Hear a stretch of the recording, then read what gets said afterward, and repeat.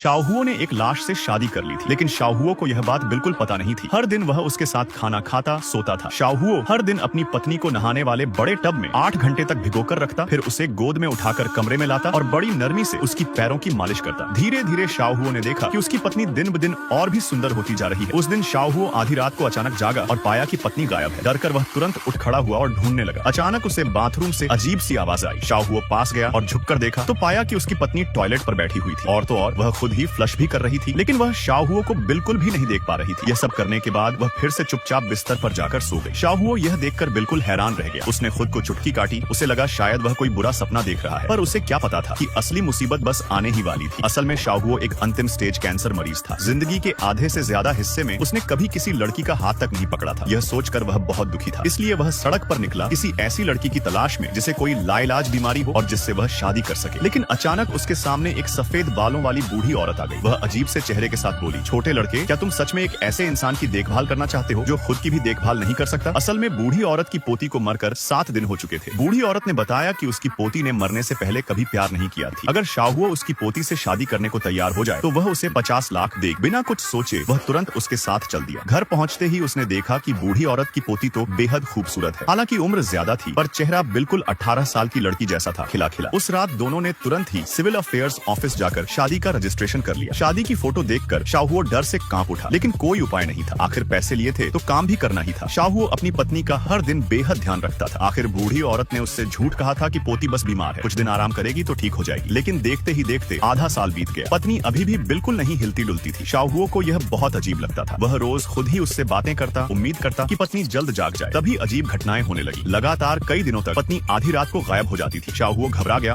और नौकरानी से पूछताछ करने लगा। ओ कमबख्त, मरती हुई आत्मा। नौकरानी ने कहा, मुझे क्या पता, आपकी वो वाली कमरे में तो बूढ़ी औरत ने मना किया था कि तुम्हारे अलावा कोई अंदर न जाए। और फिर मैडम तो अंदर ही सो रही थी ना। नौकरानी की बात सुनकर शाहूओ पूरी तरह उलझ गया। जैसे ही वह कमरे में लौटा उसने पत्नी को यूं ही सीधा लेटा हुआ पाया, बिना हिले डुले। शाहूओ डर गया। अचानक उसे पत्नी के शरीर से तेज बदबूदार खट्टा सा सड़ांध भरा गंध आने लगा। शाहूओ को लगा शायद बहुत दिन से उसने पत्नी को नहलाया नहीं है, इसलिए वह पत्नी को नहाने वाले टब में डाल देता है। पत्नी को ठंड न लगे इसलिए उसने टब में 100 डिग्री उबलता हुआ पानी डाल दिया। पर उसे क्या पता था कि असली खतरा अभी आना बाकी है। अचानक उसने देखा जैसे उसकी पत्नी पसीना बहा रही हो। पत्नी को देखते देखते शाहूओ उसे और भी खूबसूरत महसूस करने लगा और फिर उसके मन में एक बहुत ही खतरनाक ख्याल आया।